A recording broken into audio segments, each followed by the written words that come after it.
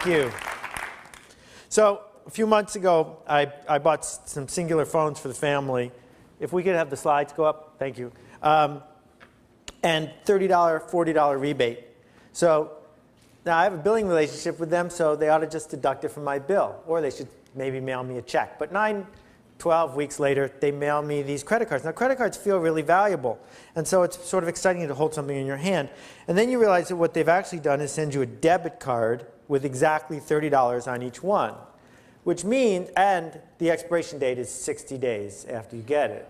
Which means that you have to have a negotiation with a clerk in order to do it. Because if you buy something for $38, you say, well, all right, I'm going to give you this card, charge me $30, and then I'll give you the other $8. And if you buy something for $27, there's only $3 left on it, it's broken. The point is that they had this opportunity. By the way, full value on those, except it's expired. They had the opportunity to deepen the relationship, to make it so that when it was time to renew, I wouldn't hate them. But instead, someone set out to say, how can we maximize breakage? How can we maximize the number of times people won't use the card, right? I mean, they should have just carved a check on a giant piece of stone and trucked it to my house and see if I get it. So that leads to what I came to talk about today, which is the inspiration for a website that I conned Mark into starting called This Is Broken. And what I came to talk about today is stuff that's broken, why it's broken, and why sometimes it's a good thing, but usually it's a bad, and how all around us is this huge potential, hidden potential, to make things unbroken and benefit from it. I invented This Is Broken because of a cab stand at Newark Airport. You get there, there's 75 people in line, and there are 75 cabs, and it takes an hour. And there's a man in a uniform who will get you in trouble if you just go and get in a taxi. If they just said, Craigslist style, everyone go, and got out of the way, it would work. But it doesn't work because of a whole bunch of complicated reasons. And I want to talk about what I think 7 of those reasons might be. But first, I got to take a minute. I got to explain. I've never given this presentation before, not one word of it, not one picture. And I may never give it again. But I'm winging it, so we'll see what happens. But what does it mean to be broken? First of all, if I think it's broken, it's broken. Now, you get to say the same thing. If you think it's broken, it's broken. Now, the person who made it might not care if you think it's broken.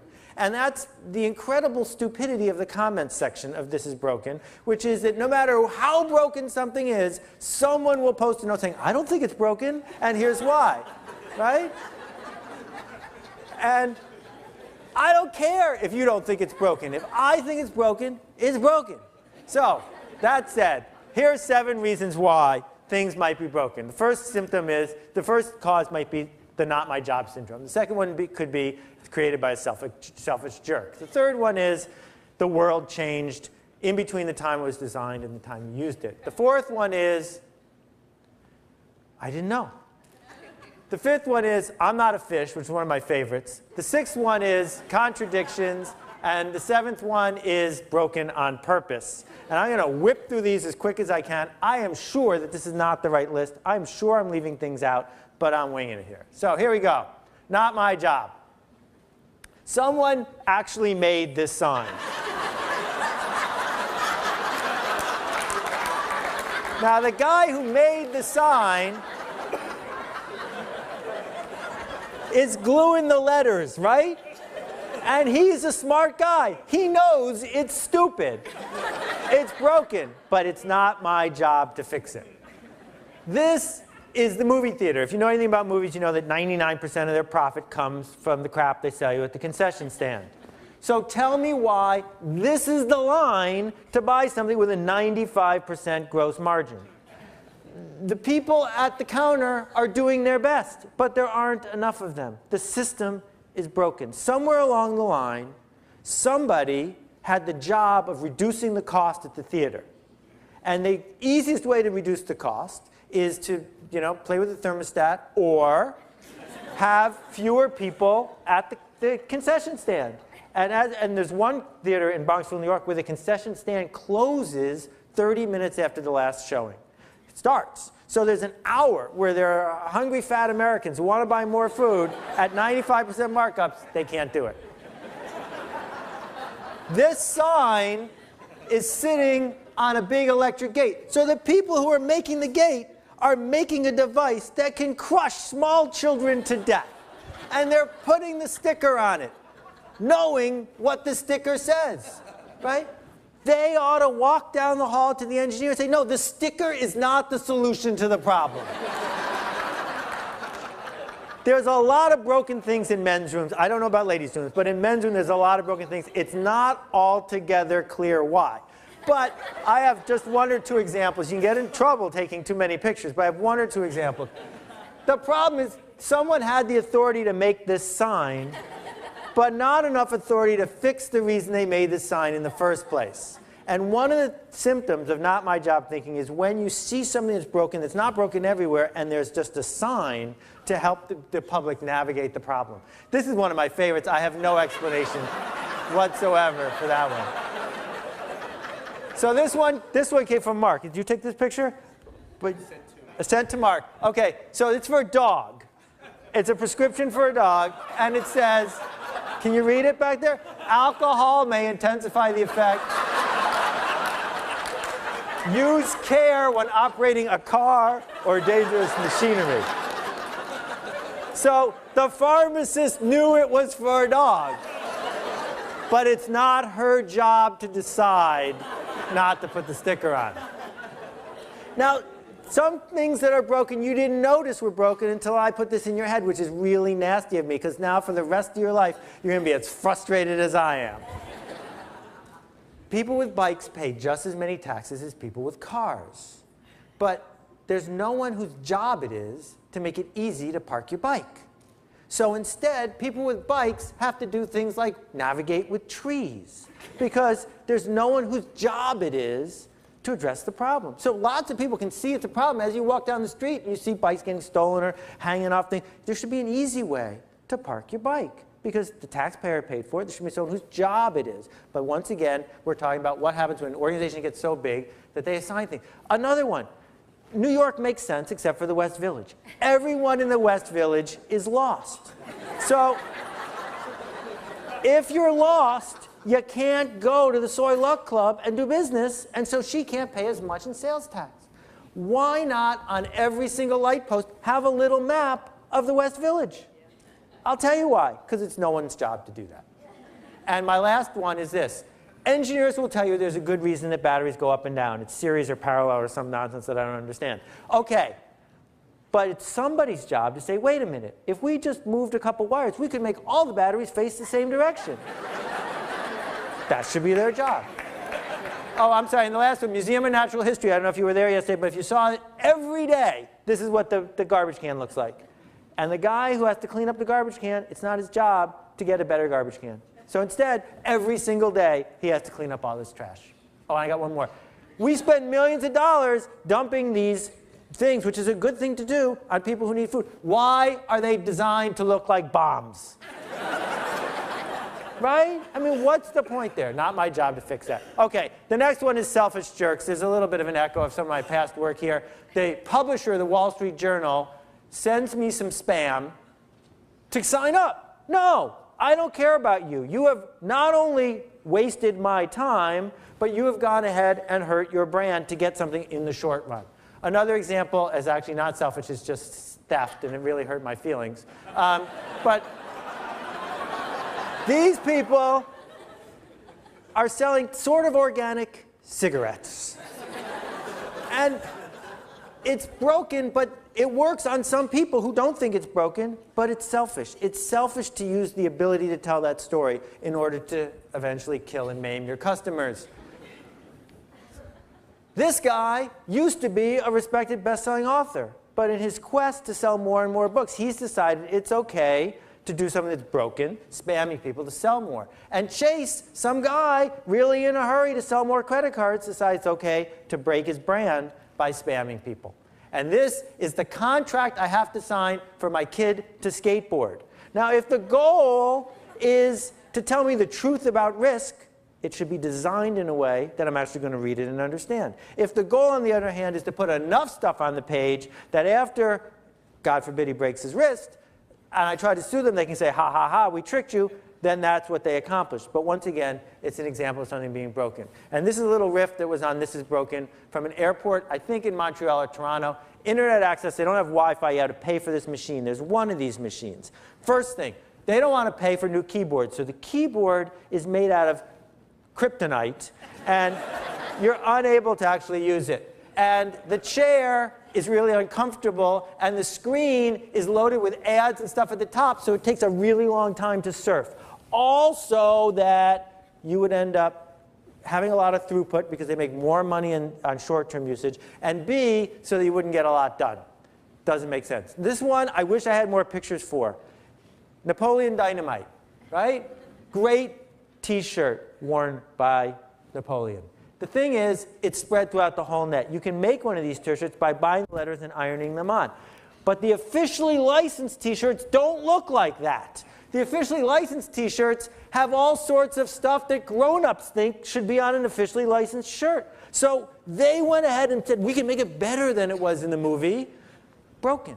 That the whole generation wanted to be like it was in the movie. And I think that this whole idea of the world changing, I wish I had better pictures to tell you, is a key cause where someone is designing a business model or a product from one era and ends up in a different era and unwilling to fix it.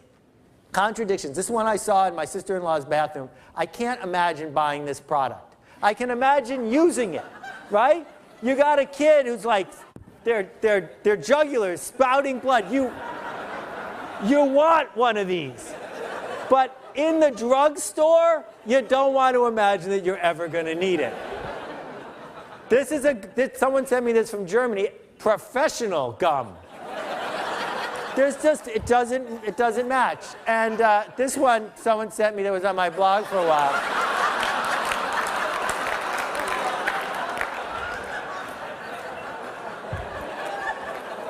Now, the contradictions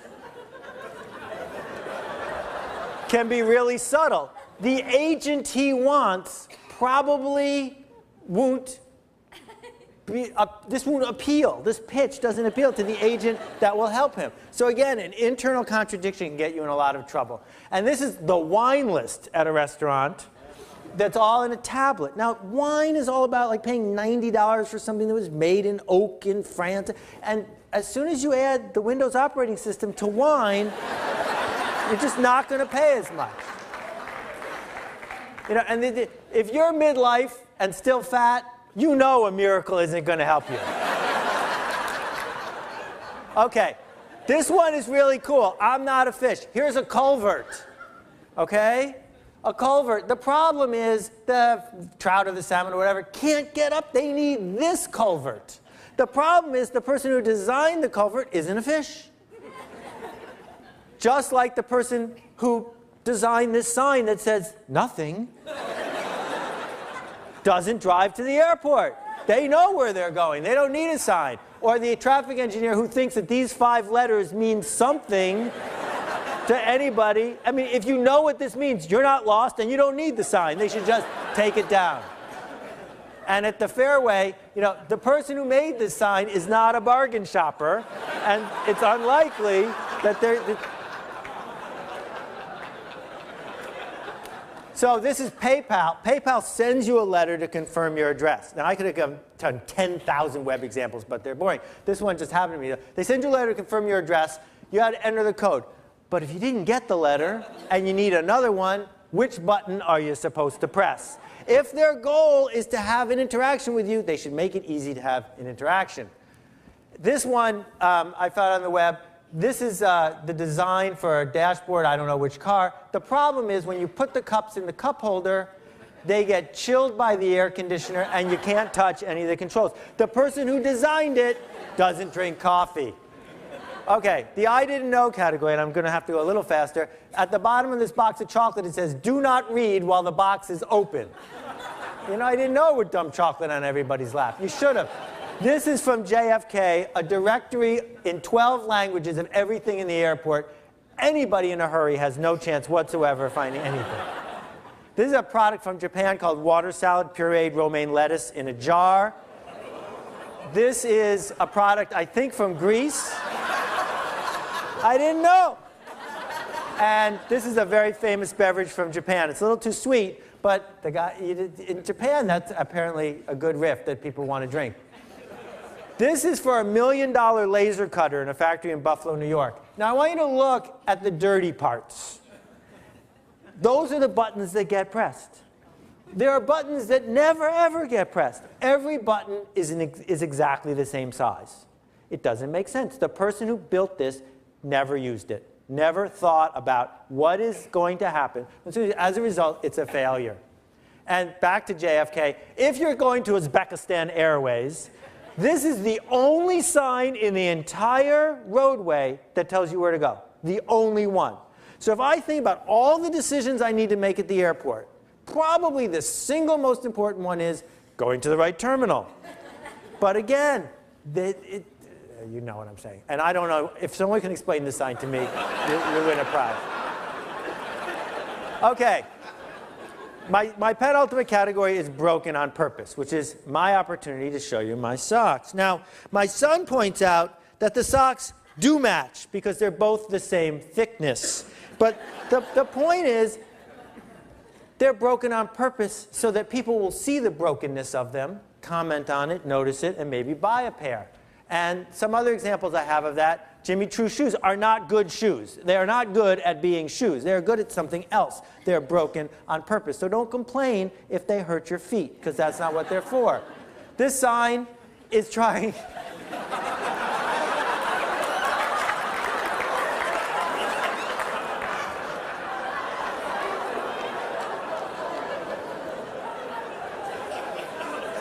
And I like this one a lot, too.